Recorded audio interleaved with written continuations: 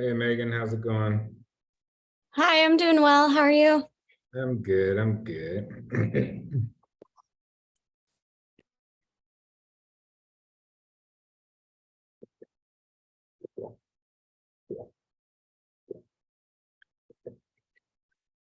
Where are you at? You're in California, right? Yeah, I'm in LA. Yeah, you're in LA. What's the weather like right now? It's actually really nice. Or it was today. The sun's already going down, but yeah, it was really nice today. Like 70? Yeah, probably. Okay. You're like, ah. Yeah. I'm thinking about traveling out there and maybe I've been to Joshua Tree and Big Bear and all that stuff, but I'm thinking about maybe going up to Lake Tahoe too. Yeah, you should. I actually lived up there for like 2 or 3 years. I went to University of Nevada, Reno. So Oh, nice. So were yeah, you on the Nevada side or the California side when I you was on the Nevada side. on the Nevada side? Okay. Yeah, yeah. Yeah.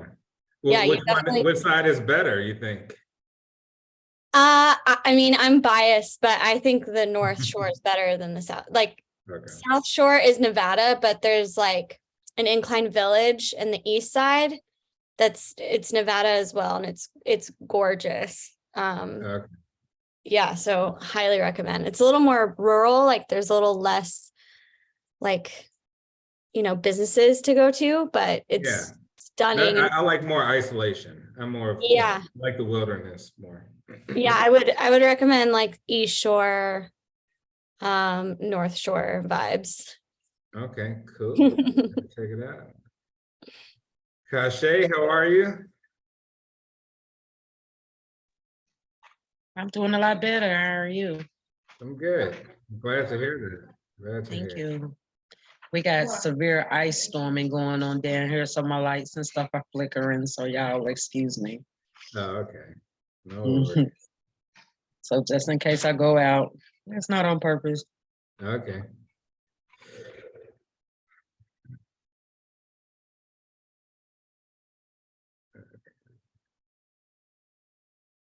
Nicholas, how are you? I'm doing well. How are you? I'm good. I'm good. Good. Chandler, how are you? I'm good, thank you. All right.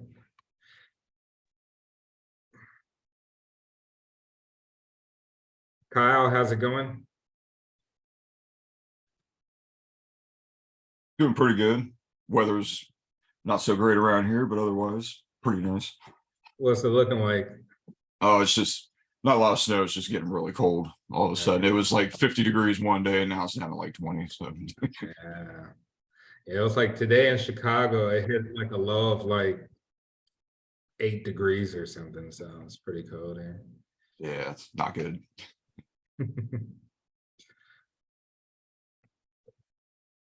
Harpy, how are you?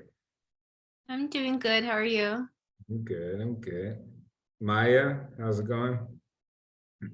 I'm doing well. How are you? I'm good. Charles, how are you? I'm doing good. How are you? I'm good. Hanging in there.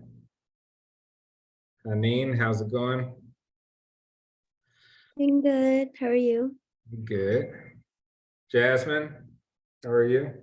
Hey, Professor Ross, I'm well. How are you today? I'm good. How you enjoying this temperature out here? Man, it's icy out. I was working because I work out in the field. It was a rough one, but I'm glad to be Oh, back yeah. in. Yeah.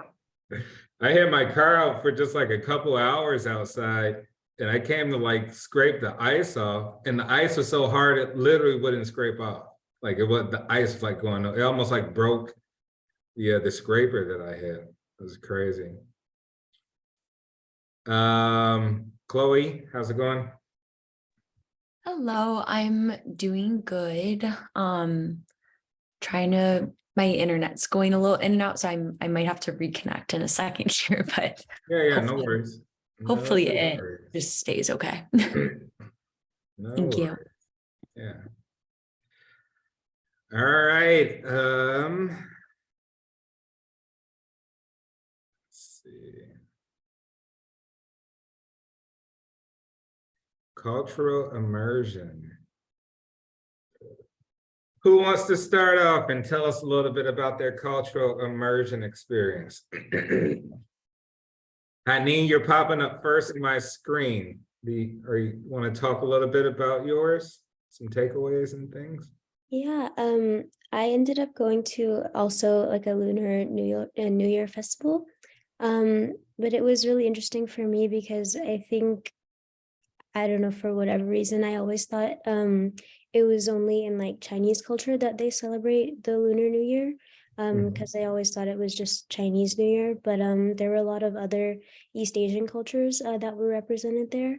And so that was like really fascinating to me. Like there were booths with like Japanese culture, Korean culture, and then like another booth from like Singapore. So that was a really cool experience for me. So now I know. Awesome. Now, who were you able to communicate with to be like an informant for you? Yeah, I should have mentioned that earlier. I went with one of my really close friends from high school. She's Chinese. So kind of when we were walking around, she was explaining things to me and giving me like background on like the meanings of different symbols and the colors and clothing and all of that. Okay, so did you find her to have a strong identification with the culture? Yeah, so she's actually half white, half Chinese. So she spends a lot of time like with her Chinese side of the family, like during this time of year.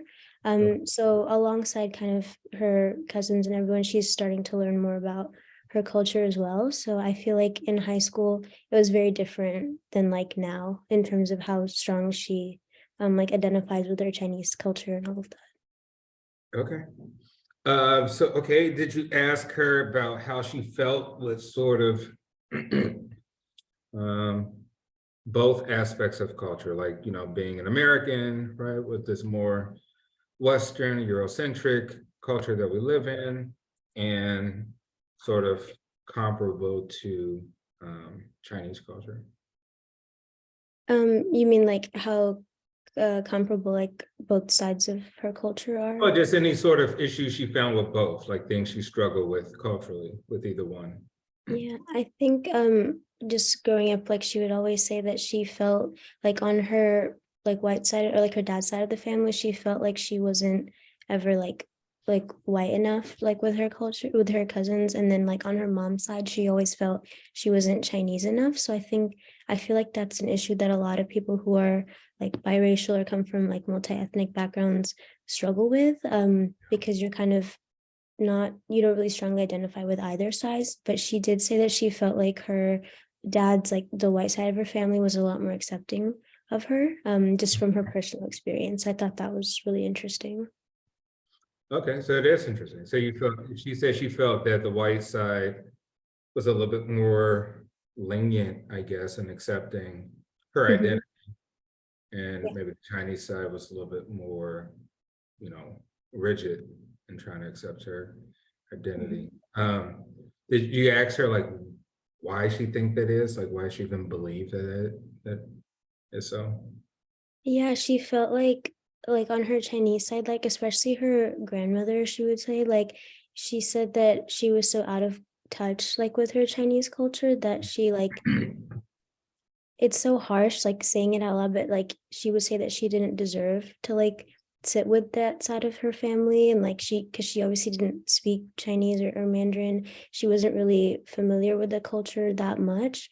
So like her grandmother would say like really harsh things to her, saying she didn't deserve to call herself Chinese, that she would say like she's like diluted and things like that. So I don't know if that's like a sentiment that, you know, you can generalize to what Chinese people think, but her grandmother, I think, had a big impact on kind of the reason why she never wanted to learn more about her Chinese side.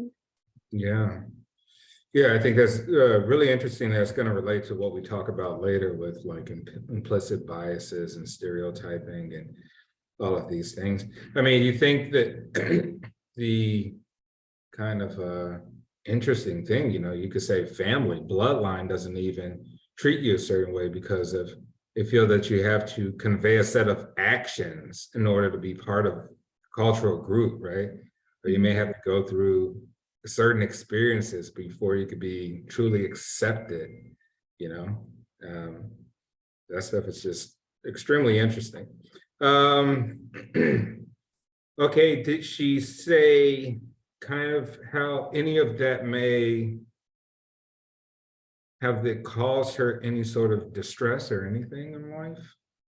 Yeah, I think it did. I mean, I don't think she specifically said, but just from what I know about her, I think it really did cause her a lot of distress growing up, especially just with her identity. I think she struggled a lot with finding people who were similar to her, who had similar experiences with her. And I think it was really hard for her to, yeah, it's just really hard when you're struggling, you know, with who you are. And I think she kind of spiraled a little bit in college and stuff like that. But I think now she's trying to explore, you know, her Chinese side a lot more and learn more about it. So I think it's better for her now.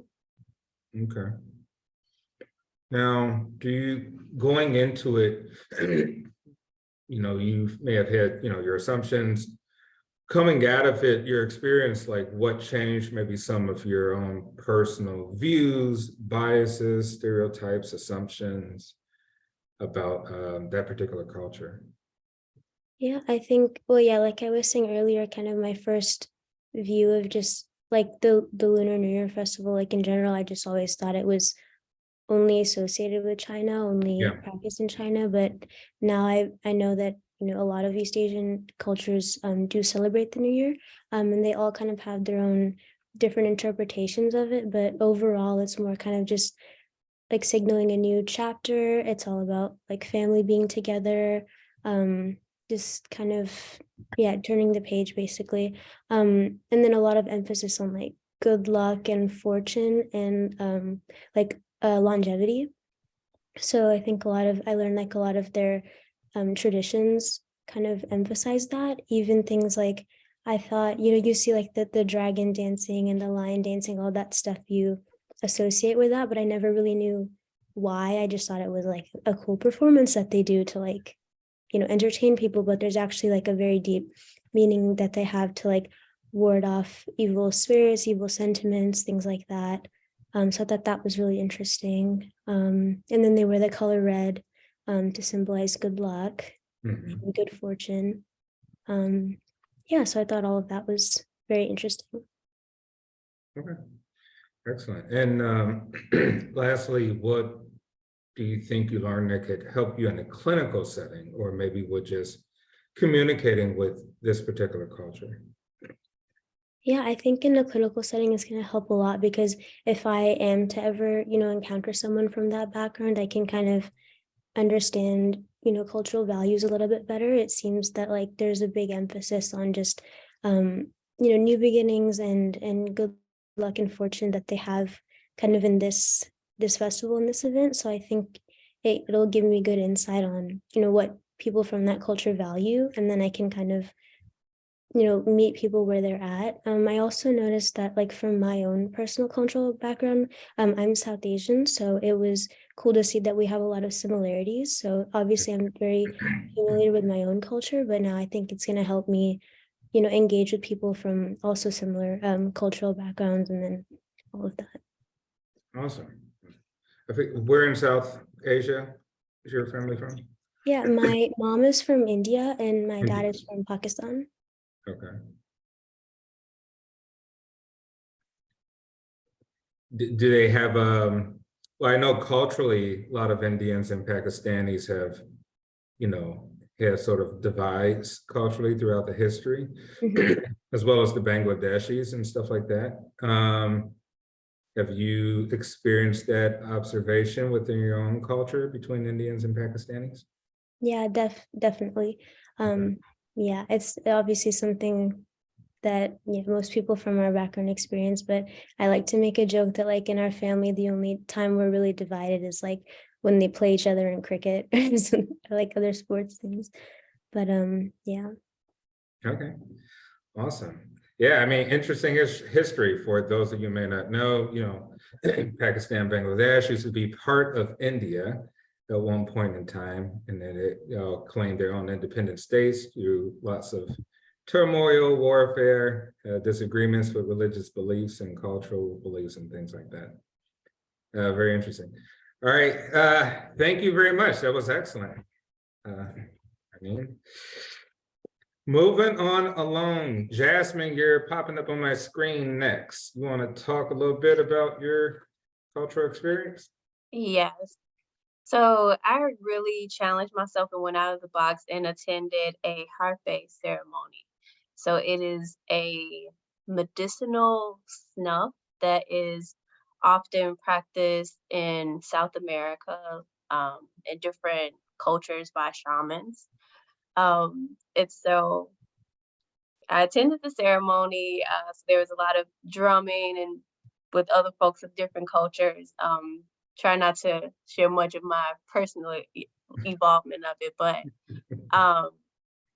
yeah, it was it was definitely something that took me out of my box. So the shaman, his name was Paul. He's a musician. He sings, he plays the drum and this horn, and he conducted the ceremony. It was very respectful, and it was really nice. It took me out of my comfort zone. I was the only, not only just the only Black person. It was in a Polish community. So different neighborhoods, different people. There were a couple of indigenous folks who were from Brazil. So he practiced in Brazil, but he was born in Spain. And yeah, it was a 2-hour ceremony, and life changing in a couple different ways. Yeah, yeah. You sure you fully remember everything the way it actually? I do.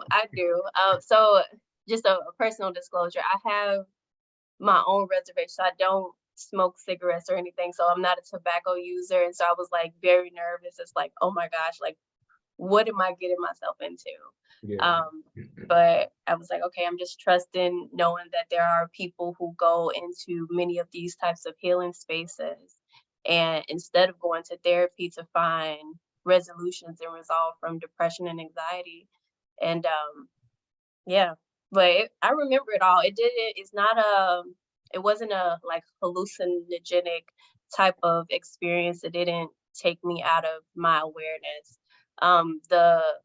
The snuff is like mixed with Amazonian herbs as well as nicotine. So it's a really fine tobacco. Okay. And so if you look it up, they kind of like blow it in your nose, and it's supposed to clear your third eye and your chakras. So yeah, learned a lot. Sounds like it. Without saying too much for the sake of the class. Your informant, like what kind of information you were able to extract from him? Well, so I just spoke with the shaman about his teaching, because he travels around the world and does these ceremonies. So I was really honestly just learning about, because I had no idea what it was. So he told me where he, purchased the herb from, and a lot of his own personal teachings. And I honestly was just learning from him, and then also to interacting with everyone who's in the ceremony. Okay. What are some of the foundational aspects you kind of maybe observe or even talked about from this particular culture? Yeah, the primary thing was just my own conception of like healing. So knowing that everyone came in with their own baggage. For some people, that was a part of their culture, but then there also was a couple of newbies who were like, well, this is something like I've been going through some things and I'm really just trying to find my way. And so with some of the folks who like that is a part of their culture, it seemed more as like they were more trusting. Myself, as well as with some of the other newbies, it was like, well, this is not how we would normally approach healing modalities, or like how to actually like tackle some of these problems, because it's not something that is a part of our culture. And so just to see I think it was the fear and the level of trust that they had, and the fear that we had of like, okay, this is something new. Yeah. And what, how do you go about that? How do you still trust the process and knowing that healing can come from different walks of life Yeah. so I think that was my biggest takeaway of like, okay, it really expanded my own ability to be able to say like, even if I do come across individuals who say, well, yeah, I had this experience and it awoke in me and it taught me something. For me to be able to expand empathy and compassion and understand like, okay, let's further talk about that and what can we take away from that versus like, are you sure? Or is that really what happened? Like, instead of approaching it with skepticism. So I That's don't want to awesome. necessarily say it make me a believer, but yeah. Yeah, that's awesome. I mean, you think healing is kind of a universal thing, and Yeah. or to have a whole culture that emphasize on healing and kind of understanding that everybody's going through personal trauma or issues or something. Did you feel that did other people at the immersion experience, like you felt that they maybe promoted for you to come out with like speaking on personal traumas or like really trying to draw out something from you? Okay. No, There not at was all. pressure. Not at all. It was a free flowing space. Gotcha. When he started off the ceremony, it was solely just introduce yourself. He passed around this bowl of water, so everyone kind of like said their intentions over the water. But after the ceremony, when there was an open space, you just found that people were just free flowing. It was just a very open space. There was no pressure to share at all. Okay. All right. So the gentleman, did you ask him, well, how does this particular culture deal with the larger Western Eurocentric American culture? Like, does he face bias? Does he face a stereotype, or he feels rejected? Like, what are some of the things from that? I didn't ask about that portion. It was more so just trying to understand that in South American cultures, like they really do lean and go to shamans for healing. And that was something that he travels around the world to do. And so I was just like, it honestly just took me aback, but no, I didn't ask him about it. Did you ask him at all, how would he feel about like Western psychology approaches to healing? Like, did he think that what we do is something that's not real, pseudoscientific? Is it, Yeah, I didn't ask that in that way exactly, but I asked him, I was like, well, so have you ever, sought a therapist or, what do you think about that? Because he asked what I did professionally and I, told him what I was pursuing. And he just mentioned, he said, well, there's kind of different strokes for different folks. And that's just something that didn't work for him. Okay. So, yeah. Excellent. And last, I'll ask you, how do you think this impacted maybe your communication skills with maybe this culture or wider culture and in context, or how would it help you in maybe a therapy or clinical setting? Yeah, I think for me, it's just the empathy and being able to know that that's not something to kind of brush off. And the reason why I say that, because I do know that I have based off my personal experience and seeing people who use substances, I have always been like, okay, that is something that we have to take care of, and then we do therapy. But it has opened up my understanding to know that even if it is a part of someone's culture and they do engage in medicinal healing practices, not, to first check my own bias and possible countertransference about that, about my own experience when it comes to what I view as substances versus like what someone else may view as a sacred practice. Yeah, absolutely. I mean, there's a lot of substantiated evidence for psilocybin, mushrooms, shrooms open up different neurons and pathways in our brain to have experience that we wouldn't otherwise in any normal setting experience. So people do see things that the average person don't see based on whatever kind of substances they're, interacting with. and All I think, right, great. Go ahead. no, I go was just gonna say that for me, I was a skeptic, when I would hear that, people indulge in those things. I'm like, wait, what? And so having this experience really helps me to understand that, there are other ways. So Yeah, for me, it excellent. was just a personal, just like mind-blowing experience. Yeah, I think okay, we've had two people talk. Common thing is breaking down barriers of our own biases and perceptions and mental models, which we're going to talk about with implicit biases that we have.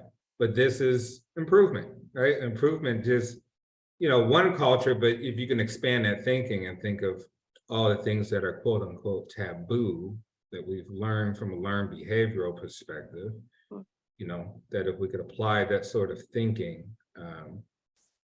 helps us out a little bit in this field, right? For what we're trying to do here. All right, thank you, Jasmine. Next up, Chloe. Want to tell us a little bit about your immersion experience? Hello. Yes, so I also attended a Lunar New Year event in downtown Los Angeles. I sort of switched my idea of my cultural immersion activity last minute because I wanted to pursue something that was more ethnic culture, and given all of the celebrations that are occurring around Los Angeles right now, especially for the Chinese New Year, I just thought that that would be like a really fun experience. So I went downtown to a temple called the Tian Hao Temple, and they were doing a celebration down there on Sunday afternoon. And yeah, I mean, it was a really cool experience. When I got there, went to the visitor center, and that was one of the people that was working there served as like my cultural informant for the purpose of like the immersion activity. So I had like gotten a little bit of acquainted because there was multiple different shrines around the temple and different celebrations going on at each shrine, and then as well as like all around outside. So I didn't really know like exactly where to kind of like how to really navigate the celebration. And so that was like a great experience, was having the visitors center and being able to work with them to kind of figure out like where to go and what was the best like where was the best place to kind of start. And yeah, it was honestly so beautiful. And there was, I mean, I don't know how much like I know like we've sort of been going down the questions and like everything that we addressed in the reflection, so I can address some of that. But there were like several different offerings and several different areas to do blessings. And then similarly to Hanin, one of the things that I thought was really interesting about the Lunar New Year celebrations was that yeah, first of all, that it wasn't just Chinese New Year, but the temple itself is a Taoist temple. And so it really was attracting people from all different East Asian cultures, and actually more Vietnamese culture than Chinese even, which I thought was interesting. And another interesting thing was that the temple was actually like back, I guess, like 50 to like 100 years ago, it was actually a church, and then it was purchased and then rededicated in the 80s. So I thought that was kind of interesting too. And yeah, I just I learned a lot in terms of one thing that I think that I from like American culture that when we think of the new year, it's usually a lot about like new beginnings. And so I thought it was really interesting. That what I kind of learned at this celebration was that it was actually for the Lunar New Year, it was kind of looking back actually at like the year prior and giving thanks and receiving blessings, giving offerings, and things like that. And I mean, I can keep going. I don't know if Okay, yeah, I mean, that's pretty good. What do you think, just observations, like say from your knowledge of American culture, Western culture, Eurocentric culture, like what do you think that particular culture would face in terms of maybe some systemic or stereotyping or biases that, you know, you think people who are not informed about their culture would experience? wait, sorry, could you repeat the beginning part of the question?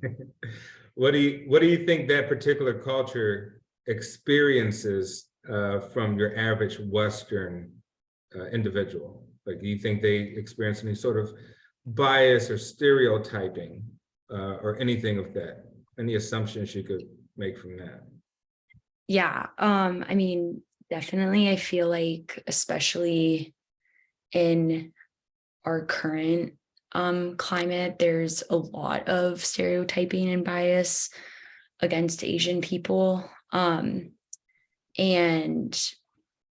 there's been like, I mean, especially in the Los Angeles area, there's been several different like really awful things that have happened around some of these events, and there's been a lot of Asian hate crimes.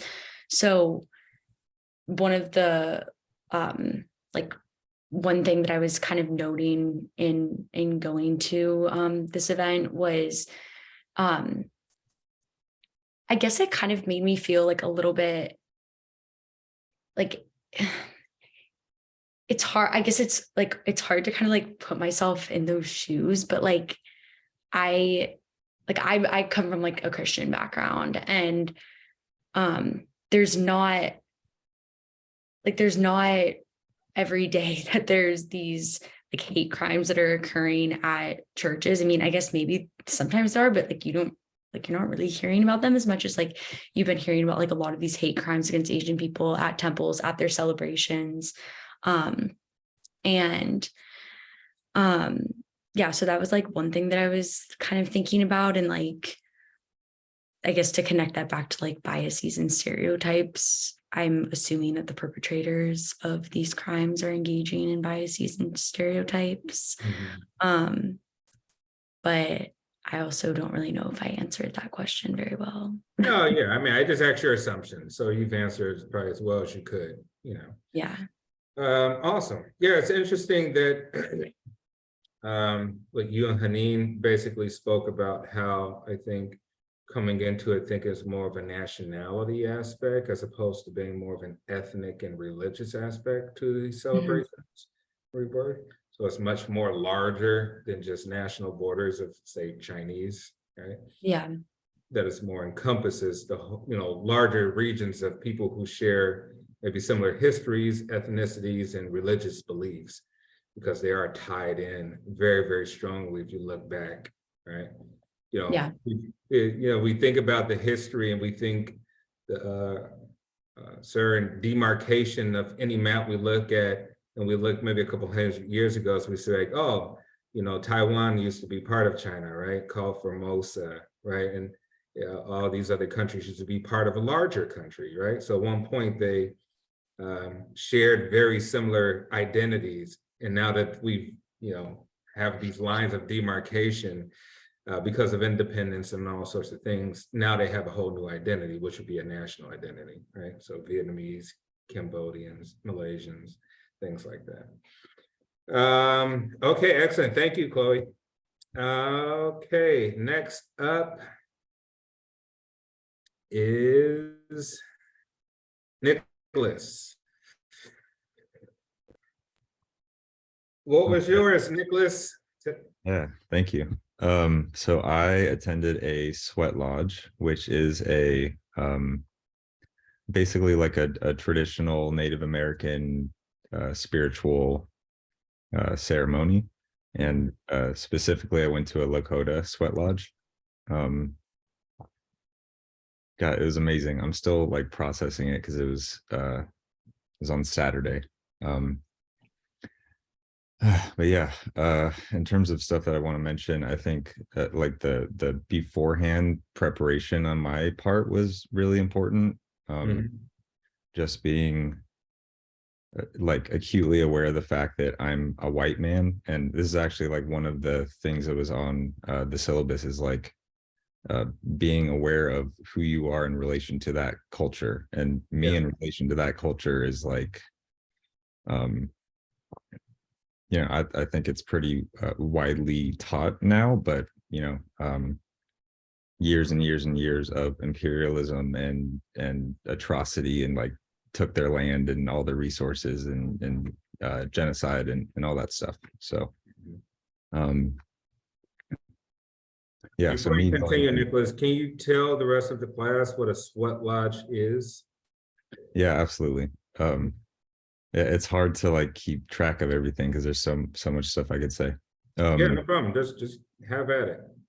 Yeah, so it was a pretty small like plot of land, like an open parking lot, and the lodge itself is basically like the structure is like woven branches, and then a bunch of blankets are put around the outside, and that kind of like insulates it. The lodge itself is probably like 10 by 10. It's pretty small actually. And then maybe like 5 or 6 feet tall. And then so like the basics of it is that like a bunch of people pile into this structure. There's a well in the middle of it, and there's a fire outside, and these burning coals are taken from the fire outside, brought into the lodge, along with a bucket of water, and then the doors are closed, so it's completely sealed.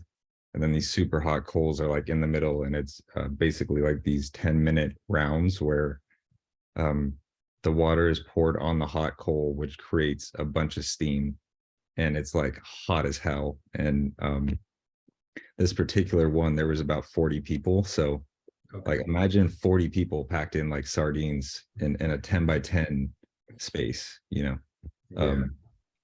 And that's like, that was really like the point of it, I think, was like the shared experience of going through something that was that hard and like physically demanding.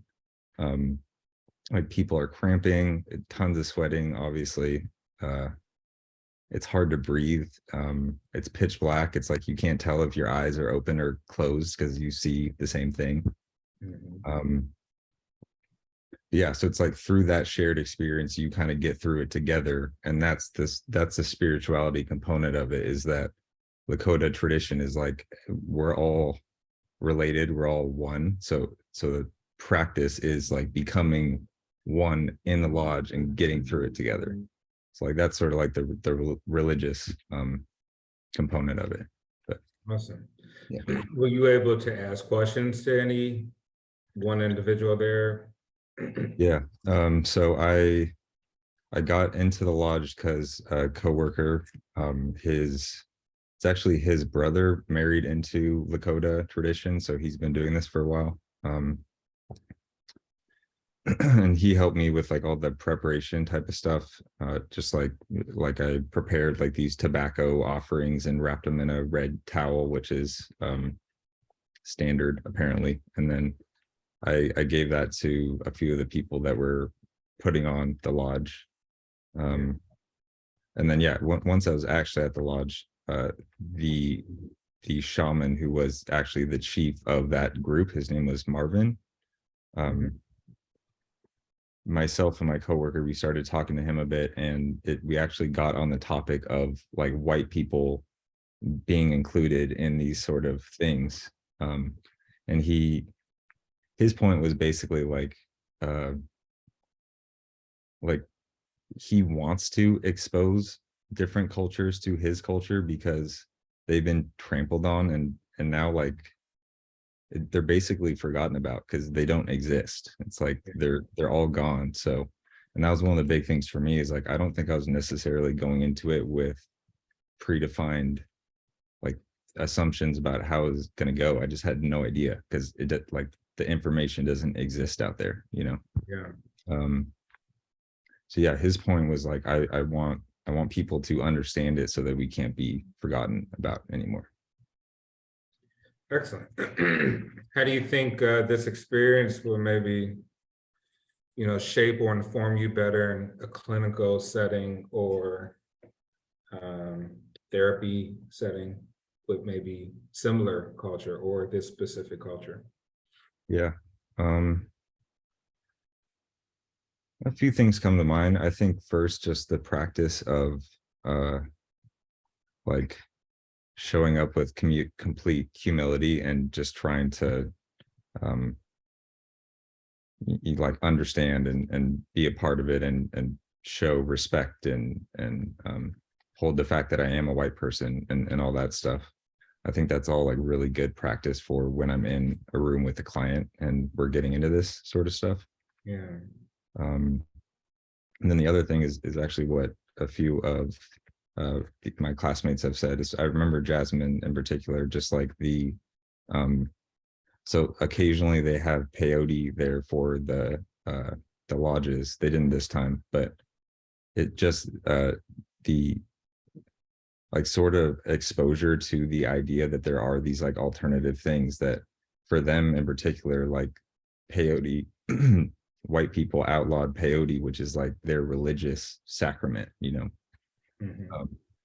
So yeah, just sensitivity and being more open to the fact that like there are these alternative, well, even that's like a kind of a microaggression saying that mine is normal, but there are different ways that people do this stuff. So Yeah, excellent. I like the fact that you caught yourself even thinking about that. In which case, later in lecture, I'll maybe talk aside of thinking of meta thinking, which I think is really kind of the larger philosophy or ideology in this class. Is basically thinking about your thinking, right? So it's like we already come with these thoughts and we've already come with their nature and nurture and our persona, but how have we created a habit or practice of why we think the way that we think, right? So that we're able to sort of step out and analyze ourselves to be like, are things appropriate the way that we think right now, in the context in which we are in or things we're experiencing or what have you. But I think that's kind of the bigger philosophy of thinking, like, hey, meta thinking, thinking after you think, analyzing the way that you think so that you could maybe challenge yourself to say, hey, we've built so many mental constructs in our brains from the way we were taught, learned, raised, values we've been given, right? Moral compasses, ethical codes, and et cetera, and how they've really shaped us. And now, I would say most of us maybe are at a point of our life because we are seeking this type of education for a purpose. We're seeking to expand our own knowledge base in our head of saying, maybe things aren't the way these systems were structured and placed on people to, behave in a certain way or think a certain way. So yeah, I mean, I think I'll touch on that more. I don't want to get too philosophical here, but excellent, Nicholas. It's really interesting. I've always wanted to check out the Lakota tribe. I've been up to like Sioux Falls. I'm not sure. I've been to South Dakota, and I know that there's, obviously I've been to like Crazy Horse and Mount Rushmore, stuff like that. I know that they have a tribe out there. I've always wanted to like, kind of hook up with them and learn more. But yeah, it's awesome, amazing. great experience. Awesome. Yeah. Kyle, you're up next. Tell us about your experience.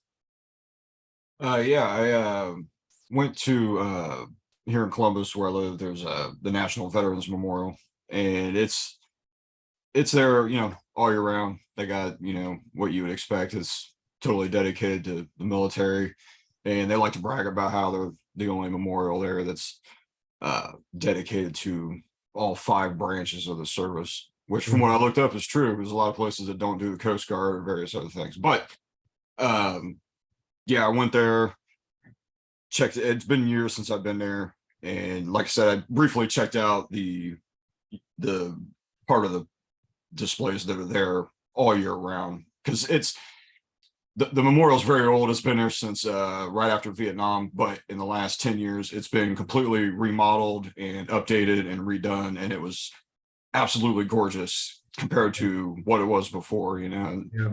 I was just glad to see it. But anyway, the specific reason I was there was because they had a I hate calling it an exhibition, but I guess that's what you should call, I guess that's what you could call it. But anyway, it was art, military vets. Most of them were from, you know, the most recent wars, like the last 20 years. And it's a lot of people with PTSD, traumatic brain injuries, physical injuries, all that. And there's an organization called Creative Vets, who it was started by a group of vets, and it is for vets who have all these injuries, and it's to help them how do I say it, express whatever they want to say, basically through artwork, different forms of artwork. There was paintings, music, metalwork, sculptures, things like that.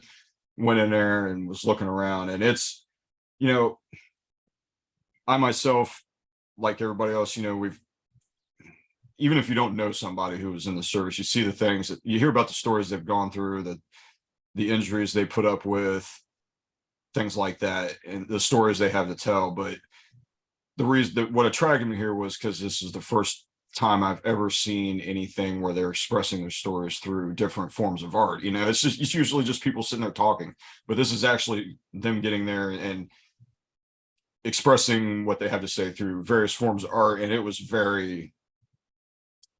powerful, you know, for me anyway, you know, because I don't if you're not standing there, it's hard to explain. But I'll just say, when you know, you hear the stories, like I said, of the injuries and the pain that people go through, and losing friends and people around them, and watching death, and all the stuff that goes on with being in combat and things like that. But then to actually stand there in front of various displays and them expressing how they truly feel, yeah, it was something I hadn't experienced before. And it's probably, I'm actually thinking about, I'm going back again actually to get a more deeper look into everything and actually stand there and take it all in, even more so than what I did before. But yeah, it was very powerful. You know, I mean, it's just as an example, there was one person there was a combat vet who had, it's going to sound kind of gruesome, so I apologize, but he was over in combat in Iraq back in, like, I think the plaque said it was like 0304. He was there kind of early on, and his unit, this guy's unit that he was in, they a lot of guys got killed, and he had taken they'd also been to a lot of different places over there. They got shipped all over the Middle East, got into combat. A lot of his friends got killed. He had taken some of their combat helmets, and the reason he took them was because, like each you know, your combat helmet and all your gear, it gets weathered, it gets worn down, you know, it gets used up, and it's all various. It varies depending on where you've been, the things you've done, you know, all that kind of stuff. He had taken a lot of the guys' combat helmets and used them as a part of a display to represent the different places they had gone, how each person, the helmet kind of represents how each person changes and evolves in the time that they're in the military. And yes, one of them had, you know, blood stains all over it from one of the guys who got killed. And then one of them had, like I say, I hate to say it, but one of them had a bullet hole in it. And I mean, it was just, you know, to see that kind of thing is stuff you don't see on TV. And it's stuff that even if you know somebody who talks about this stuff, you know, unless you're standing right there, you just don't understand. And it, you know, for most people, you can't really get inside the military unless you're there, unless you're actually serving. So this is like the closest that most people would ever get. And like I said, it was was pretty powerful. It was a moving experience for me. So Yeah, that's cool, man. Sounds like it. I mean, I think that the military vets and military culture just in general is highly overlooked in our field, you know, so even if we're discussing multicultural counseling, probably most of us are not thinking about combat veterans or military people, right? We may be thinking about ethnic, religious, you know, maybe subcultural groups and things like that. So it's pretty interesting stuff. yeah, and I just wanted, as what you just mentioned, you know, and it's funny that people don't think, well, it's not funny, but it's odd that people don't think when you talk about multiculturalism, because I'll tell you what, the military, today's military right now is the absolute definition of multicultural. I mean, I don't care where you go or what part of the country you're in, you are going to find people from all over the United States, the islands down, you know, the Bahamas and the Virgin Islands, stuff like, I mean, they're people from everywhere. It's the absolute definition of multicultural. Yeah, that's awesome. And even later on, when we talk about implicit biases and all of that, you know, one of the most powerful things in life in order that changes our perspective and removes our bias and stereotype is the more traumatic experience you go through with someone, regardless of where they come from, what they believe, what they look like, the closer the bond is. So those military guys who went through actual combat and lost friends together, they don't care what their brothers look like. They don't care what religion they are. They don't care anything. So it's actually one of the most fascinating things. Like I said, it's highly overlooked. So that could be future research for you down the line. But definitely, that's one of the most things that removes bias is when you have a very powerful shared experience with another human being. And that will quickly remove like all the BS that, you know, that's there in front of all of that. But were you able to attach yourself with one person, or was it like multiple person you just extracted information from? Yeah, unfortunately I had to kind of go up there by myself. I didn't yeah. I could have taken my dad. He's a veteran, but he had to work that day, unfortunately. But there was yeah, there was a couple people that worked there, but there was one guy, and I should have asked him because I thought it was kind of weird, but there was one guy who was walking around in uniform, and he was older, so he's not, you know, he wasn't like, he's not in now, you know, and as a matter of fact, it's a memorial, so there's not any, you know, it doesn't have anything to do with active duty military anyway. But yeah, I don't know who the guy worked for. I mean, he obviously was there as like a volunteer or whatnot, and I asked him a few questions just because he was in uniform and he knew everything about everything that was going on in there. So like I said, I just asked him a few questions, but other than that, I didn't have like a person walking around with me or anything, unfortunately. Okay, cool. Well, how do you think this experience will, you know, shape you in a clinical, I mean, there's a lot of vets out there, you know? So how would this shape you in a clinical setting or therapy session, or even just communication in general? Yeah, I don't know if it would necessarily change like a theoretical approach or anything. I mean, I guess the basic thing would be, like I said, you know, you hear the stories and you know people are in pain and they talk about the things they go through, but yeah, to actually see it the way they projected it through, you know, the art that they did, I don't know, I feel like I have a deeper understanding of the kind of things they went through and what they suffer. You know, the one thing I walked away from is when, you know, you talk to, you know, your average person who's not connected to the military, and they'll say, you know, a person gets injured in combat, they get treated medically, 9 times out of 10 they get sent home, and you know, that's it. What I got out of this is when a person gets injured, regardless of the kind of injury it is, that's the beginning, you know, for a lot of these people. And it's a long journey, you know, and I guess basically that's what I got of it. It's just a deeper understanding of what they had to go through. So. All right, excellent. I mean, a common theme I see between you and Jasmine's experience is you both went to a place where people are expressing themselves, but in a different form, based on trauma, based on things that they've gone through. So in some way we could be culturally informed that, hey, let's be a little bit more open on how people express their trauma, convey, and how it makes sense to them to express it in that way. You know, because there's a reason why they've took up maybe a substance, or a reason why they've taken up an art form, right? Maybe the art form, you'd be like, well, maybe they were artists to begin with before they went in the military, but maybe not. Maybe that, you know, it happened along the way. Like you say, the guy collected articles of clothing and other material, and maybe that just came to be an idea of how to make meaning of the history of all that, where that articles of clothing and the helmet and all that been through. So it's just informing us to keep sort of a bigger picture on how people express dealing with healing and pain and suffering and trauma using different mediums, right? Just there's a ton of mediums people could do it. So I saw that kind of as a similarity between you two in that respect. All right, thank you, Kyle. Excellent, man. Charles, you're up next. What was your experience? So I ended up going to Tattoo Expo and the LA convention.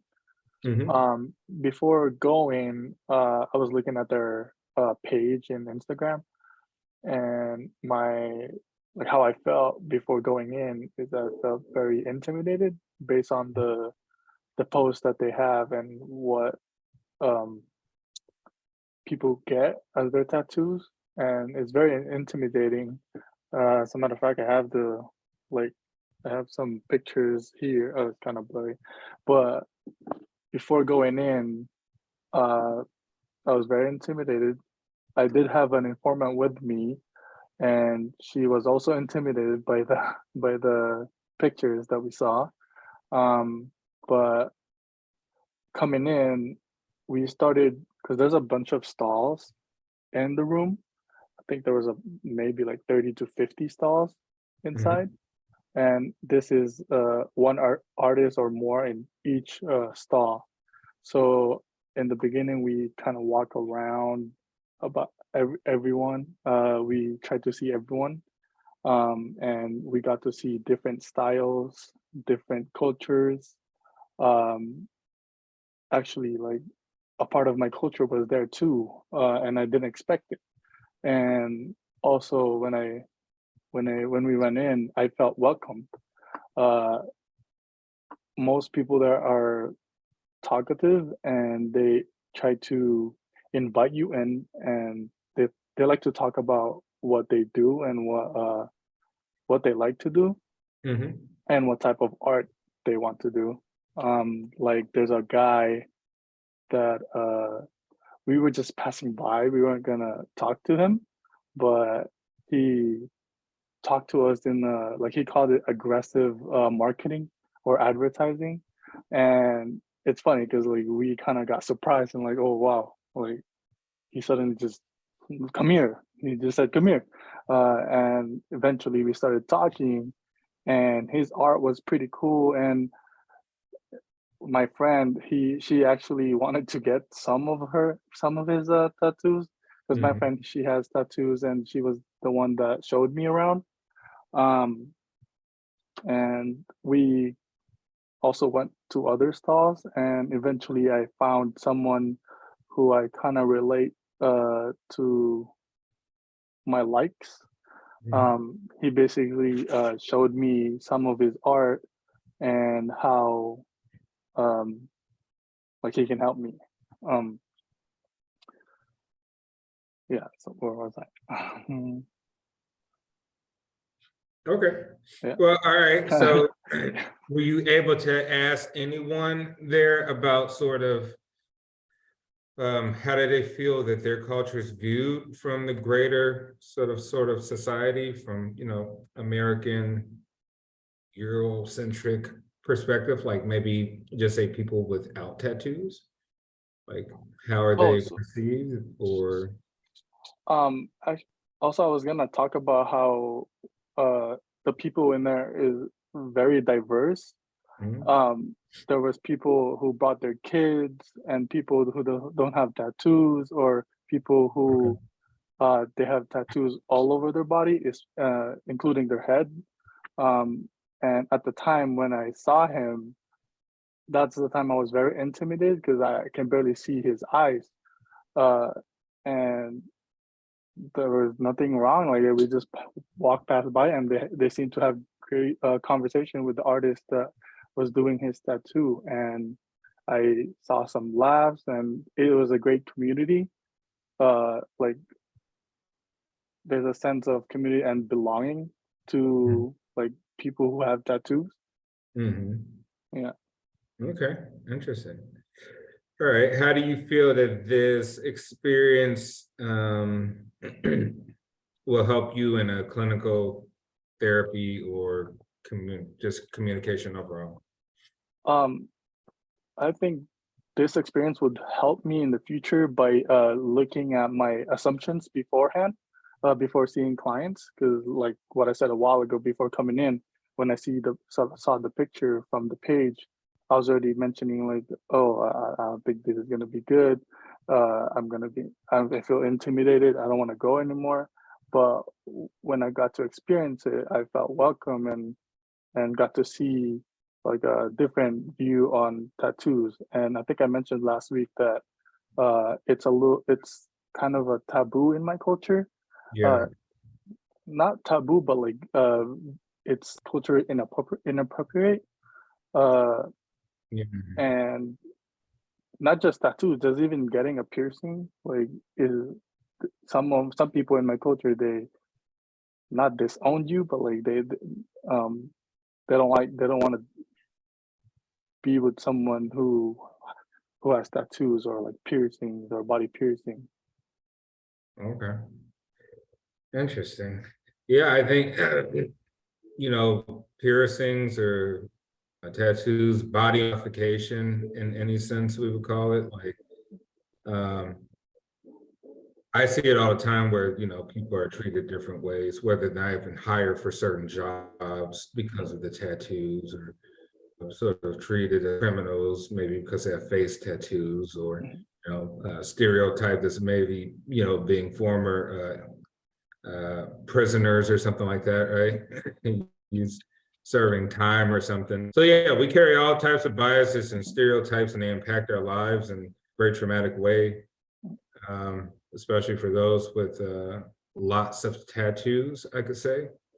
Yeah, so I think it's interesting, as babies have facial recognition sort of complexities, right? So they have, because of their short-term memory and long-term memory, during that growth spurt, the circuitry kind of gets wrapped all in. If they don't see your face enough, they will cry, right? So even if you're an uncle or a cousin or something, and you come by maybe once a week, the baby, you're like, why does the baby always cry in my face? Because you don't have enough familiarity, right? Baby doesn't see you enough like it would see its mom, right? And so anyway, they've done studies to show that babies don't like faces that don't look human. So they could show them just little graphs, right, or glyphs of like a shape of a head, but eyes upside down versus the nose, and babies will cry. And they'll show the same thing, but just put the eyes above the nose, and baby won't cry. So I'm saying all this to say this: we have programmed hardware in us to where we don't see things often. They give us sort of weird feelings about not being normal. So same with tattoos, you probably get a weird feeling if you see somebody with face tattoos, because it's just your perception. You want to see normal human facial recognition, right? Something what you see as a normal face. So there's something internal that's happening there, and there's also something external, right? It's just we don't see it enough. But now that it's becoming normalized and people get more tattoos, I think it's starting to become a little bit more acceptable because we're seeing it a lot more. You were going to say something now. Yeah, so I was gonna say that I kind of connected to like how I see their tattoos as their experiences. Like when I see it in their body, like that's like maybe sometimes that's what they're going through. And in my mind, I think I want to connect it to when I see clients. I don't want to see their skin as like the tattoos, but like when I start talking to them and they tell me their story and their experiences, that's when I really want to know them by, not by their skin. Excellent. Yeah. Yeah, I mean, that's another tie-in. I mean, think of what Kyle was saying. You're talking about, well, you know, tattoos could be somebody's story, right? And Kyle talked about how that individual brought back articles of clothing and helmets and military gear because it told a story. Told a story about where those things were, what happened, you know, with the people who were inside of those clothes and that helmet and things like that. So yeah, once again, it's just paying attention to the cues of saying, hey, you know, this person has a story and I want to learn more, right? They're trying to maybe give me a glimpse of it with their tattoos, right? And maybe it piques my interest to want to learn more. And guess what? When you talk to people about something they're interested in, they'll keep talking. They'll tell you everything. In which case that'll make you a better therapist, right? And easier to work with. Okay, excellent. Thank you very much, Charles. Next up, who is up?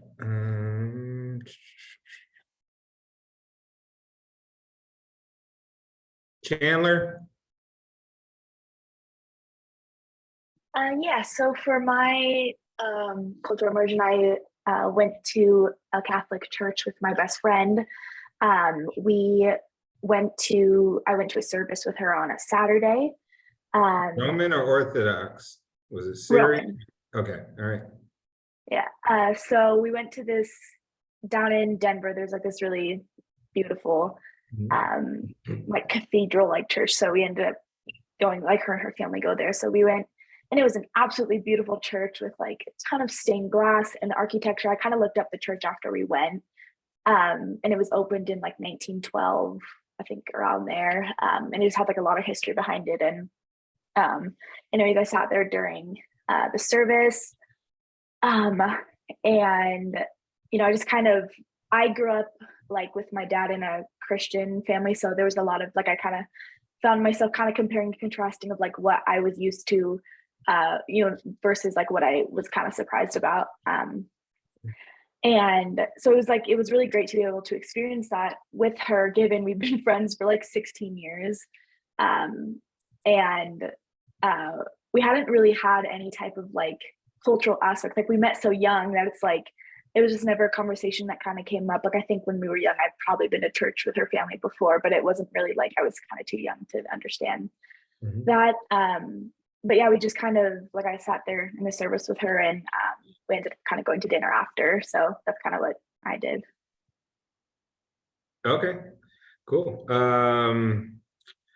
So you were saying that, so does she have a strong identification with being Roman Catholic, or? So she kind of, when I was kind of asking her those questions, it was mainly, at least like what I've seen kind of in their home and stuff, like she was kind of saying, she was like, of course, like I'm Catholic, like they're getting married in that church actually. So she's like, I follow those types of like morals and those beliefs.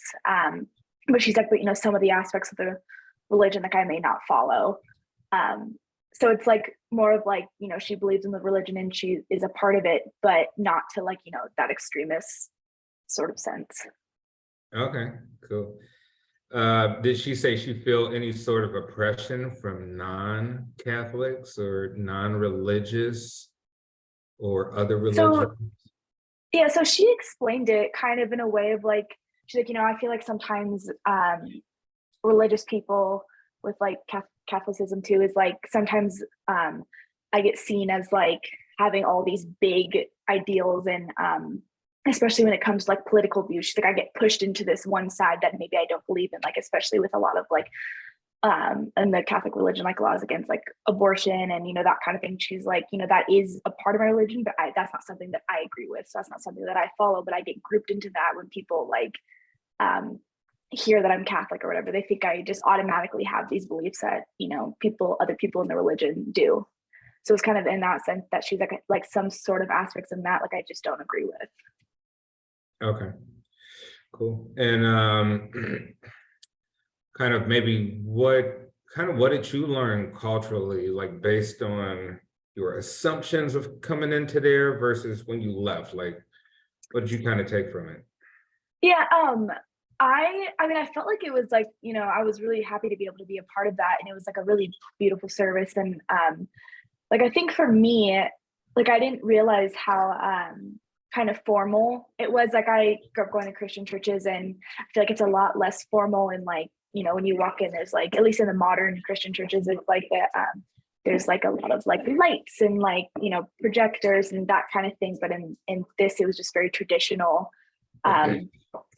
In like having like the priests, and you know, even like it smelled different in there, and like kind of like they have incense and like a lot of I don't know what to call them, they're not like tokens, but like a little smoke thing, and like a lot of different like with communion, and a lot of sayings, and like I was just able to, you know, be able to see like the beauty in another religion that, you know, I grew up with. And also like we were kind of talking about like you know, the Catholic religion, and, you know, like at least what I found, I found the service hard to follow because I was so used to a different type of service. So I found like I didn't necessarily understand what was actually being talked about. Like there was a lot of like older dialect and older language, and I couldn't really comprehend it. So it's like I was kind of like asking her questions after, like, what did that actually mean? Like I was a little confused. And like kind of what I picked up was like, you know, it was very much centered around like, you know, following the word of God, and, you know, sins, and, you know, if you do this, then try and do something else to make up for that, and or sins, and, you know, so it like for me had made me realize like, you know, growing up differently, and like those types of like with like the whole ideas on like sins, and like if you commit a sin, you know, you go to confession, you do this to kind of make up for that. It's like, you know, it kind of helped me understand her a little bit more, like, you know, maybe, you know, that's why she can be hard on herself sometimes. So kind of understanding her as a whole person and how she grew up, and those kinds of like religious ideals that, you know, she very much grew up with. It's like, oh, like maybe that makes more sense of like, you know, why you can be really hard on yourself if you make even like a little mistake, or like I think it might be a little mistake, but for her it could be a lot bigger than that, and a lot more. Excellent. Yeah. How do you think this will help you in the clinical therapy or just overall communications skills?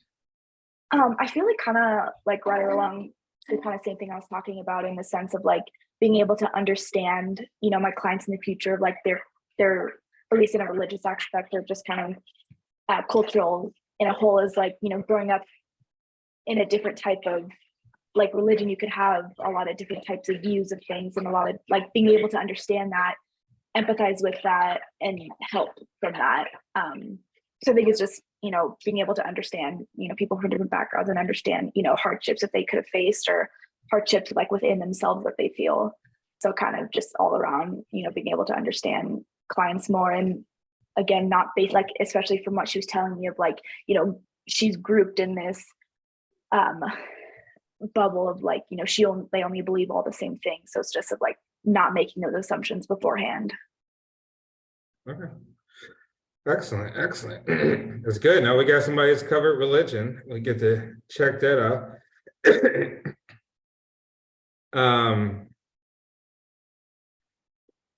Excellent. I'm a Roman Catholic myself. So I experienced all sorts of biases and stereotypes as a Black Roman Catholic as well too. Person who's been to the Vatican, been to Mass in the Vatican, got friends who are some cardinals, and, you know, hung out with the Pope and stuff like that. But the point is, we have, when it comes to religion, we have our impressions of things, even if we belong to the same religion, same denomination, our impressions of these ideologies, the histories, the traditions, the rituals, the scriptures, the books, what book to believe in, which not, which ones that may have been changed over time, all the arguments you could have, right? So really, you know, in any kind of college setting, I say never argue about religion, right? Because you can't argue about it because it's just very personal, subjective experiences of it. But I definitely think keeping an open mind, and as we talk about schemas, hopefully we could get to the PowerPoint or whatever. We talk about schemas and just how we organize, classify, and interpret information. We all do that differently. So we could be reading the same exact book, same chapter, same paragraph, and how our impressions of it could be completely different. But if we understand that, like if we acknowledge that and understand that, we could say like, hey, we sort of have core facets of what the same thing is. We just differ on the many, many little tentacles about what attaches to the core facets of it. And I think point is there's more commonality than differences.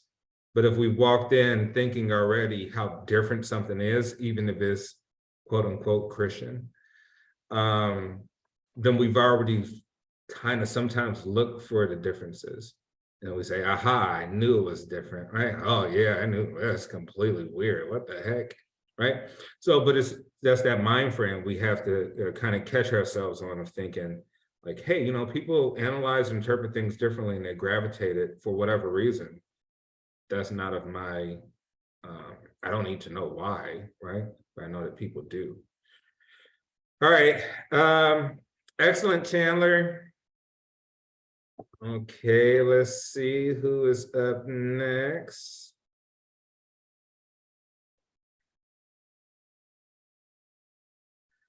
Megan. Yeah, so I went to a Mexican American art show. It was an opening ceremony, really small and intimate. So I thought it would be a good opportunity to actually speak with the artist. And I went with a good friend of mine, Steven, who's Latino. And yeah, it was a really, really cool experience. Kind of like speaking to storytelling and like learning that we're all not that different. Like that's really what stood out to me. Like her artwork really allowed for a very empathetic experience. Like you could really feel her emotion behind her work. And it was very socio-political, all of her work. And like when I'm kind of like going ahead, but when I walked into the space, it was like, I was probably one of like 3 white people. So that was interesting. I was highly aware that I was kind of an outsider within this group. And there's a lot of Spanish language. There was like really loud reggaeton on the stereo, which actually I thought was really fun. And yeah, it was really interesting. Kind of like talking about deep culture. One of the first things I noticed was just how many family members were there. And she like mentioned in her speech, like thanking her family for being there. And I mean, it was multi-generational. There were little ones, older ones, like a huge family.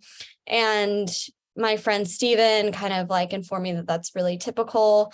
And like family is sort of a core value within Latino culture. So it was interesting to see that firsthand. And, you know, I think it was Charles who said like they're kind of intimidated going in, and I was definitely a little intimidated, and I knew that I wanted to speak to the artist. And I'm not normally a shy person. I'll go up to anyone and start chatting, but I was very nervous. I was thinking like, oh, she's going to think I'm just like some privileged white girl who's getting, you know, higher education from a very expensive university, you know, but she was not that at all. She was really sweet. She like hugged me right when I introduced myself. And we had a really interesting conversation. I just said like, can you speak a little bit about your work and what inspires you? And, you know, she's like, I want to show my experience, and I could have done something less kind of abrasive, but I felt like if I didn't actually speak the truth, then I'm just perpetuating negative stereotypes and negative narratives. And I asked her like how she felt about other cultures coming in and witnessing her vulnerability, and if she would feel like it was inappropriate or voyeuristic. And she kind of repeated a similar sentiment of like, if I don't like allow other cultures to witness this, like people will never learn. And she was just like, and then we started talking about like storytelling and just different ways of telling stories. And then I looked in our text, and it said something about how, cultures that experience oppression or not having a voice can use different mediums of expressing themselves.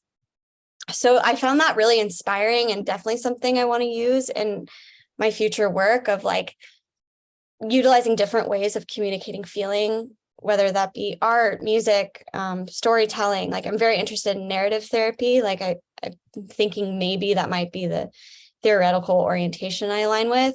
And this kind of like solidified that in me. And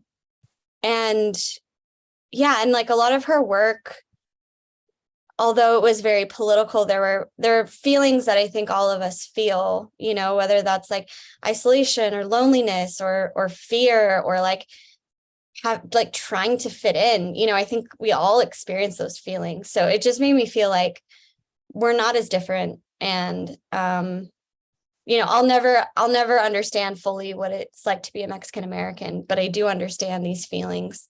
So yeah, it was a really beautiful, amazing experience. Awesome. How do you think you would use this experience in to kind of shape your future work? Like, is there anything that really stands out in terms of how you communicate? Or, well, I know you're speaking of mediums, using mediums. Yeah. But just, was there anything about like taking time to listen before? Yeah, I think I learned that, and kind of like we've talked about in this class, that it's okay to ask questions and it's okay to learn from your clients. And I think I really got that experience firsthand, because when I asked her, like, how do you feel about a white girl coming in and like looking at this artwork and some of it was nude, it was very kind of provocative and very vulnerable. And I was afraid to ask her that question at first out of fear of like being insulting or annoying or whatever. Yeah. And she was really open to it. So I think like, and that was kind of my core instinct, was to ask her that question. So I think it's like, I think I learned like it is okay to ask those questions and kind of going with your instinct, while also having cultural sensitivity, I think is like really important and a key takeaway. And then, yeah, like thinking about different ways of communicating is something I definitely want to utilize. Like I've always been interested in art and art therapy, and, maybe there's like some kind of avenue I could use that. And I think like with narrative approaches, because it is very like client focused, they're kind of client as expert. I think it's a theory that would align quite well with multicultural counseling. So that was kind of validating and just an interesting, like, as I'm kind of figuring out what I want to do, it kind of like pushed me in a direction a little bit. Okay, yeah, excellent. I think you're kind of talking about like gauging the sensitivities of a person. Like you won't know unless you knock on the door, right? So it's kind of like knock on the door theory and see what happens. Is someone open? And then you tell them about what you're selling, and did they slam the door because you were too aggressive? Or did you ask questions that led to other questions so that they have a conversation, eventually buy what you're selling? Yeah. And like we had such a cool conversation about, because she does collage artwork. So she talked about how like stories are told through paper. They always have, like, there's a reason we print on paper, and she kind of uses paper to manipulate and tell a story, similar to like written text, and she had like this very poetic way about her. that I also wondered what if that was like in line with Latino culture. And like my friend was like, yeah, we're a little like romantic. It's a romantic language, you know? And so it was just, yeah, it was really cool. I enjoyed it a lot. I learned a lot. Yeah, that's awesome. All right, thank you very much. Is anyone left out? Who have I not gotten so far? Okay, Maya. So for my cultural immersion project, I actually attended a Zoom meeting. There's a severe lack of in-person events in Ireland, unless you're like an existing member of a church or a paying member of a cultural community. So I ended up going to a Zoom meeting, and I had 4 of my friends here in Ireland attend with me.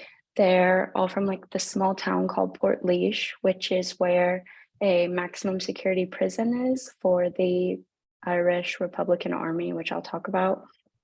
So all of their parents were police officers for that, for the prison. So we basically in the meeting, just some key points that I found really interesting was just the troubles, basically British Protestants and Irish Catholics at war with each other. And growing up with a predominantly Hindu upbringing, more so the philosophical side, not the religious side, I went into it kind of not understanding why 2 branches of Christianity would be so at war with each other. So they just kind of talked about how the British had come in and wanted to settle in the Republic of Ireland, and just the guerrilla warfare that had broke out neighbor to neighbor. And sorry, I'm losing my train of thought, but the people who attended with me I actually kind of learned a lot more from them than I did the lecture. I felt like it was a very black and white one, but hearing the personal stories of their fathers being called for these bomb threats and not knowing if they were going to come home that night was very, very hard to hear. And also just how that trauma had been passed down to them, and how Catholicism was everything, attending church every day, not really showing feelings or having father figures due to like the trauma that they had experienced, was very interesting to learn about. Also just the divide between Catholics and Protestants that's still very visible today in Ireland. Like in Belfast, they have a quote unquote peace wall, which is about a 20-foot wall. While on top of it's like a 3-foot of just 3 feet of barbed wire that divides Catholics and Protestants still to this day, which I thought was very interesting. And also the fact that it had happened so late. I think the timeline was the late 60s up until the early 90s. So just to see and hear about so much unrest that had happened was probably the main takeaway I had from the lecture itself. Okay. Were you able to sort of identify oppression or systematic issues between the people who live in Northern Ireland, right, in Belfast versus Ireland, people who come from the Dublin area, stuff like that? Like, will you ever identify some of the oppressions that they could convey that they experience? So Northern Ireland is very wealthy, whereas I would say Dublin, which is where I am right now, is, and especially during that time, it was very poor. There was a severe lack of jobs if you weren't working, as an officer or a soldier yourself, but a lot of things was Protestant soldiers would come in and evict you from your homes for a place to stay, just leaving you homeless. They were very picky they would stand outside if you would attend a Catholic church. They would have kids set off car bombs. They would kidnap Catholics, just neighbors, not even necessarily people who were advocates of the war. So you saw that isolation on both sides. Even I got a predominantly Catholic perspective, so I can't really speak too much on the Protestant side. Okay, excellent. How do you think that this will kind of help you in a clinical setting or just communicating overall? I do see myself wanting to practice therapy over here. So I think that just having a better understanding of the country's history itself, and especially learning about how these traumas have been passed down generation to generation, especially people who weren't even alive at the time. I think that'll help me have a better understanding of who they are as a person. And it's just more respectful of me to be here and just know more about them making the most efficient decisions as far as treatment options go and plans. Okay, awesome, excellent. Yeah, that's an interesting one, you know, that they've been going at it for quite some time, you know, and just, you don't know if things will ever kind of, you know, bring themselves together once again, you know. Yeah, definitely. All right, is there anybody left that I didn't get? That's it. There's me. I didn't go yet. Oh, I thought I didn't get you, RP. I was like, but okay, RP, what was your experience? It was a Lunar New Year celebration, but I actually went to two different ones. Okay. The first one I went to didn't really give me the experience I wanted, just because I felt like it was more of, I don't want to say like something like a performance. There's not as much interaction going on. Okay. So I didn't really get to talk to people and get the full experience. I did feel like an outsider, and I feel like that was a little bit of my fault, just because I wasn't sure on how receptive people would be. Me joining in, especially with the tragedies that happened, because this was a day after, I Yeah. believe, of what had happened in Monterey Park. So I kind of pulled myself away. But I did go to a Zoom session that was more like a panel, I would say. So I got personal experiences from people who are actually in the middle of a celebration. So I learned a lot from that. Going into this, to be honest, all I knew about the celebration was like the dragon dance and the red envelope, and that's pretty much it. That's all I had known about it. So it was a really cool experience to know that every single thing and part of the celebration actually has a meaning and it's symbolic. So this year was the year of the rabbit, and the phrase I heard a lot was, it's the year of abundance and love. And so I got to see that there are lucky foods, and I'm also going off of like a little list I made because there was just so much I learned, so I didn't want to just keep going and not stop talking. So they have lucky foods. I cannot pronounce them, but they were basically, it was dates, peanuts, and dried longans, as well as lotus seeds that they would put on the table. And they would wear red. Traditionally, they wear red, and they avoid the color black. Going back to what Haneen said about the dragon dance, so it's believed that the longer the dance is, that there's more luck towards the community. Okay. And one really cool thing, I don't know if any other celebration really did this, but I got to hear a brother and sister duo during their celebration. They sang this mantra. I'm going to try to pronounce it.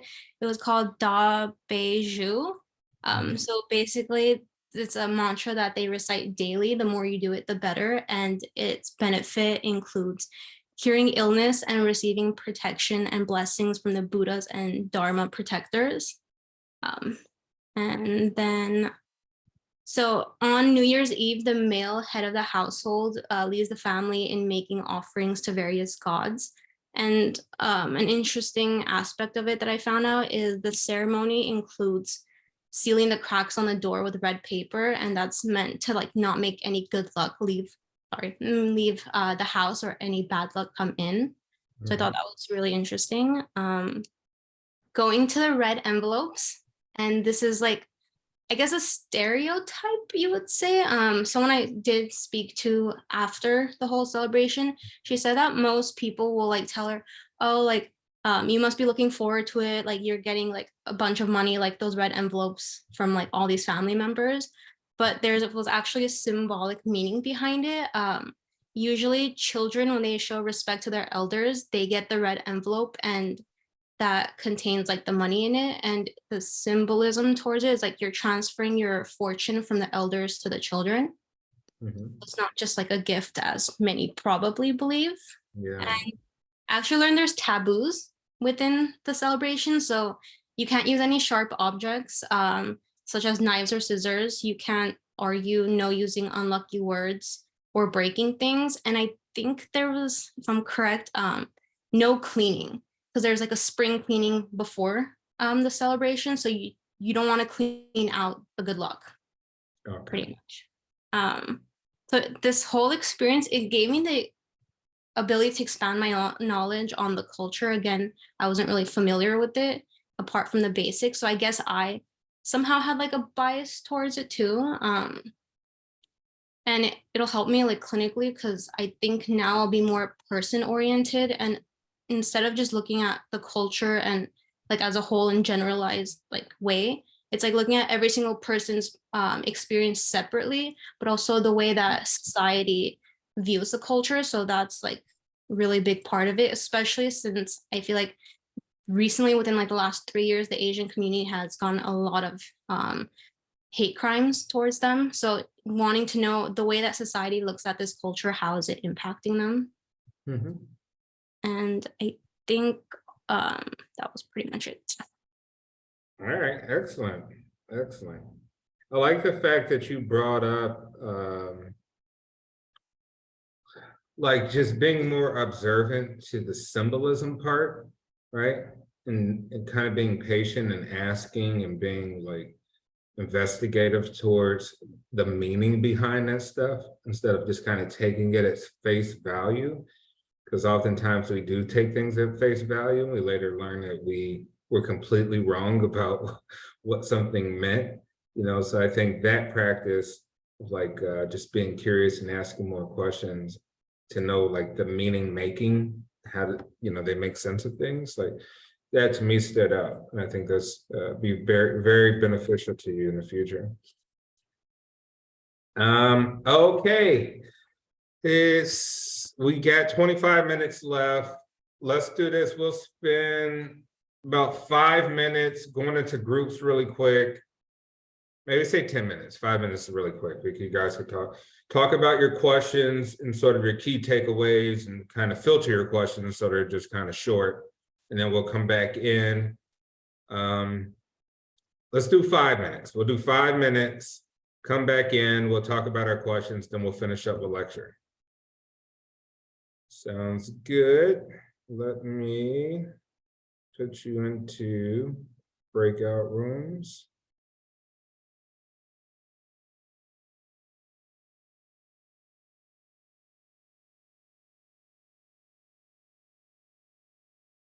All right, assigning rooms now. I'll see you in a few, in 5 minutes.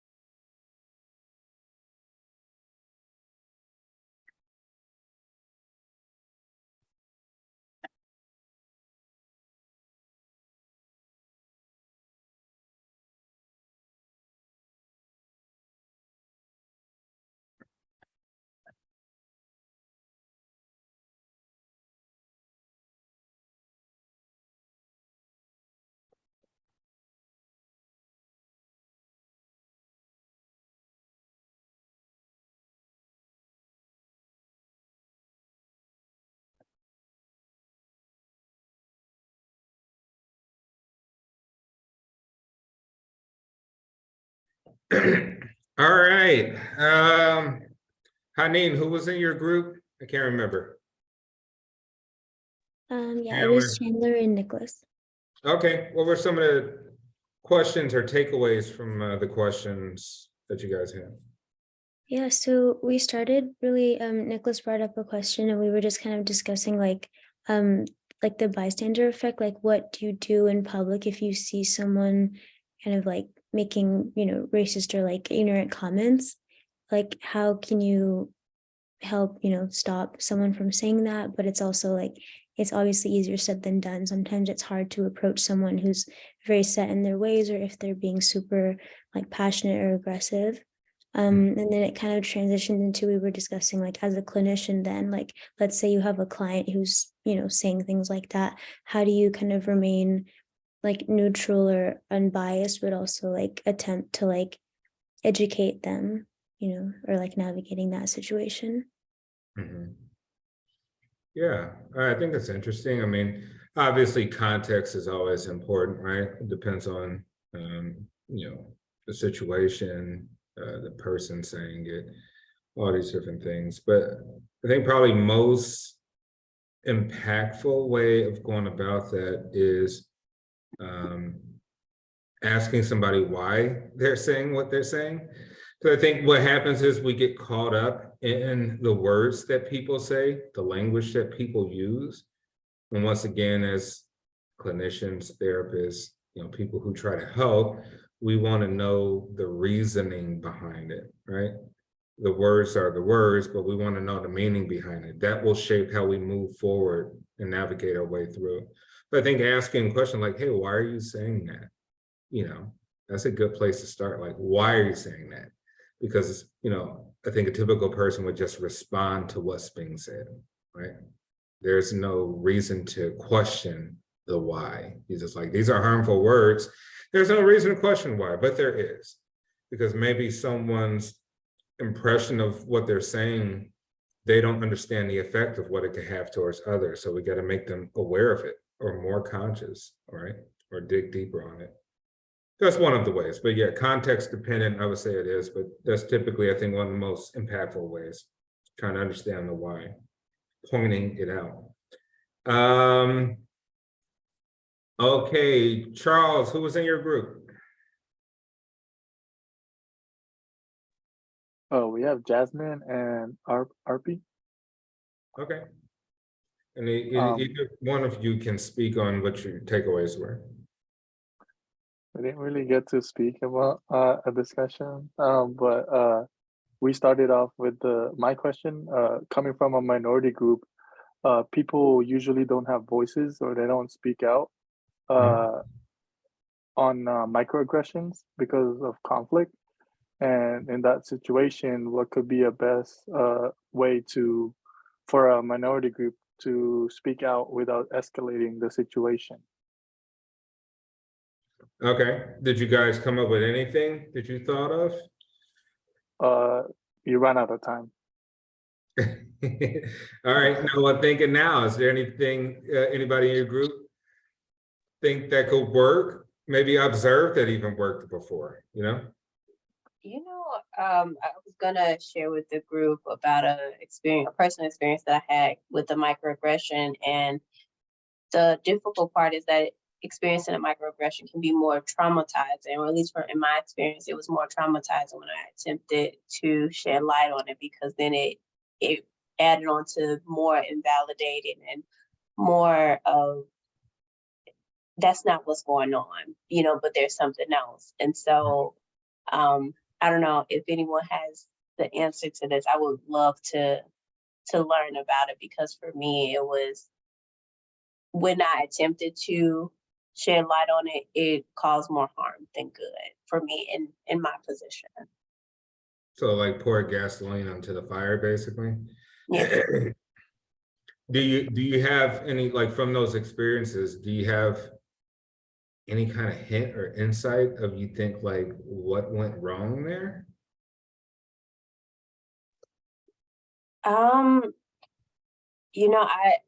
don't know. I was just immersed in a completely different culture with people who did not understand that their ways and customs and even ways of questioning was very invalidating to my experiences. Yeah. So I can't pinpoint it. I don't know, but it was, I'm still working through it. It was a thing. So, I mean, in short, I moved to Boulder, Colorado in a bubble inside of a bubble. And I'm from the west side of Chicago, and it was just completely culture clash. So, yeah. So you have to think sometimes, we think we could solve every problem with these methods and processes, and that's never, that's not true, right? It works sometimes, it's always context dependent. But think even a couple classes ago where we talked about, hey, some of the white people in the class, when I spoke of like, hey, you might actually be in a cultural disadvantage to speak on some things. Now, not from my perspective, you're not, right? Because this is an open class and I want everybody to speak. And I want everybody to speak honestly and truthfully, right? Because we're supposed to be neutral parties learning about how everybody feels from their perspective. Because if we do subscribe as a membership in a group, we need to understand as much as we can about all the groups, right? But sometimes you're in a disadvantage and it puts you in a place where you feel like you actually can't speak out your own true feelings. In which case you may have been at a disadvantage, because we know when there's a larger group and it's just you trying to convey some sort of rationale or reasoning, we know that in that context, there's sort of a group gang mentality, right? So people will convey to exude power and authority. Why? They may feel that your group have exuded power and authority for a long time. Now it's payback time in that setting, just in that setting. So I say really pay attention to the context in which it happened. Don't necessarily count yourself out, you know what I mean? Just say like, hey, it was the wrong time and the wrong place to get the message through, because I think it's most effective one-on-one, not when it's one-on-two, one-on-three, one-on-four, so just keep that in mind. You're not going to win every battle, but it's really like, what was the context and the situation that it happened? Okay. Kyle, who was in your group? It was Megan and myself, and we just had time for one question. It was from the IBR with it was one that I wrote with so many opportunities for bias in the legal system. Should courts, and Megan mentioned this like out in, I think she said where she lives, you see this. I don't think you see this in Ohio where I'm at. I could be wrong on that, but with so many opportunities for bias in the legal system, should courts start regularly employing psychologists or social workers in an attempt to prevent bias? And I was thinking like, my angle on that question was like having, you get this big court case going on with whatever the situation, and just have somebody trained professional from the outside looking in who's not invested in what's going on, and try and get a perspective and try to catch things and see if anything's going on. That was the angle I was taking, but I don't even know if that's even possible or not. So, yeah. So are you saying it would be beneficial or not beneficial to do? I think if it could be done and it could be done properly, I think it could be beneficial. Unless that's something that's already happening in certain places, I don't know. But yes, I think it would be. But there's just so many things going on in the legal system with that kind of thing. I don't know. Yeah. Yeah, I mean, typically you see psychologists or psychiatrists when it deals with some sort of mental disorder or dysfunction, right? You don't really see it from a cultural perspective, right? Because basically it's like, hey, you're a US citizen, you're an American, right? As everybody's kind of lumped up in this big thing, even though they may not speak, Queen's English and all that different stuff. So yeah, I definitely think there's a need for it. It'd be all the better It'd be all the better for us altogether, but it'd be better, I think, for the justice system to sort of look at cultural factors and how they play a role in obviously what we know, systematic oppression of people, just how things are, things were set up, the structure in which they came about. It makes a lot of sense to do that, but who knows? Megan, did you want to share anything about that quickly? Yeah, I was reflecting that I believe the police are culturally trained in California, but I believe it's pretty faulty. Okay. Yeah. Okay. Yeah, maybe over time it'll get better. Okay, last group. Who's our last group? Chloe, was that your group? Yes, I was in a group with Maya and Cache, and we had honed in on the implicit bias review as well, also within the criminal justice system. And we were basically saying, like, to what extent, so this kind of goes off of the last group a little bit, but like, to what extent would implicit bias training with like police officers, judges, juries, all these different aspects of the legal system, like mitigate these effects that we're seeing in the legal system? And like, to what extent is it just like explicit bias? And I don't know if either of you guys want to weigh in here, but like, we were talking a lot about like recent events and like how there is just like really awful things that happen within the legal system, and like, to what extent can that just be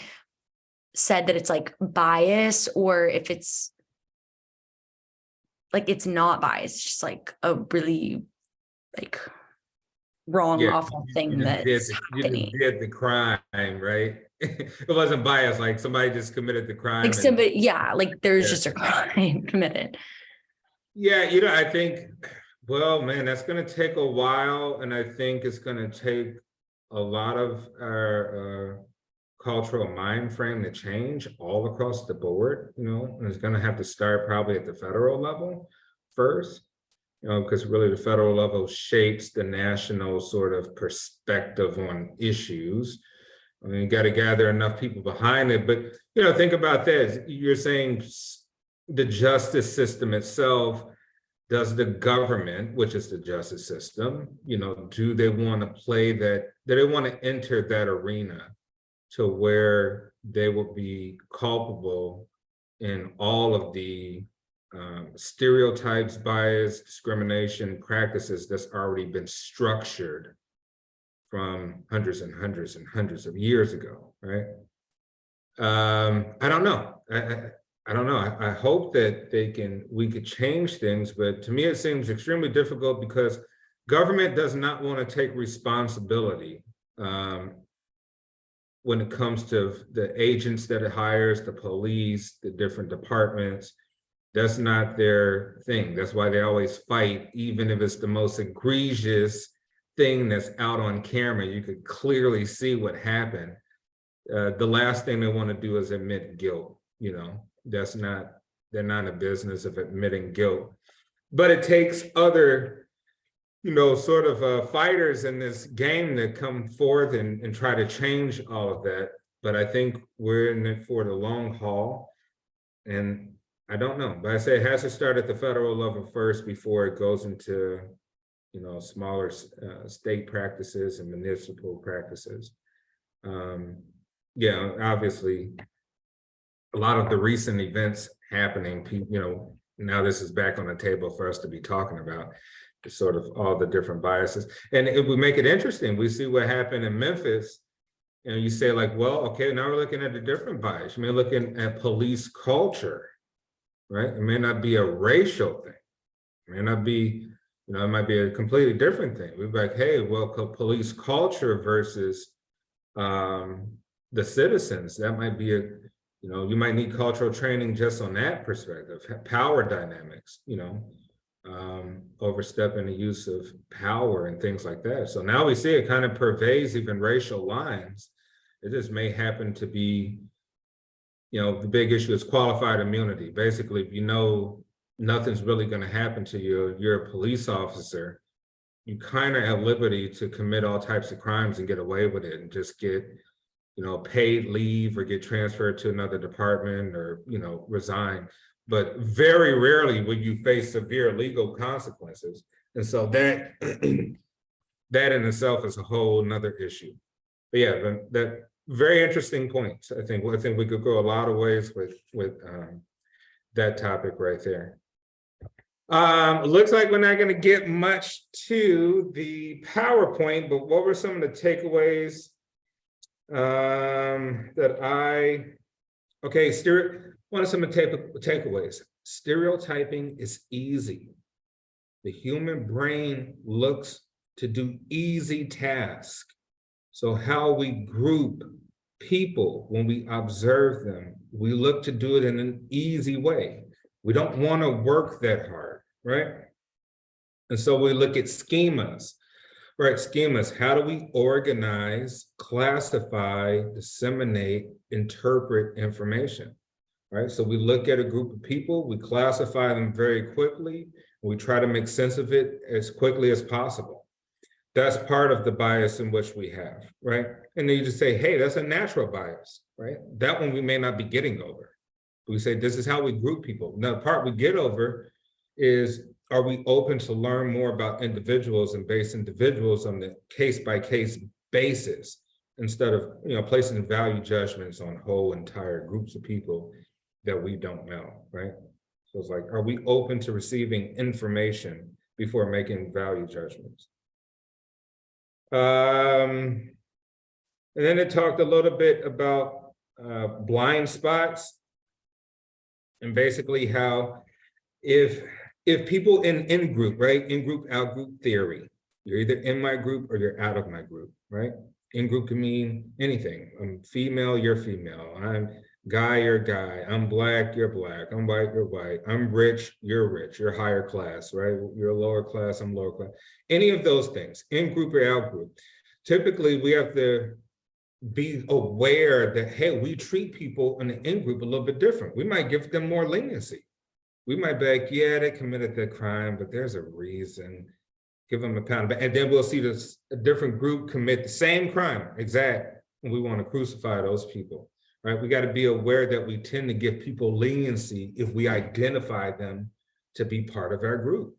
We will give them a pass, right?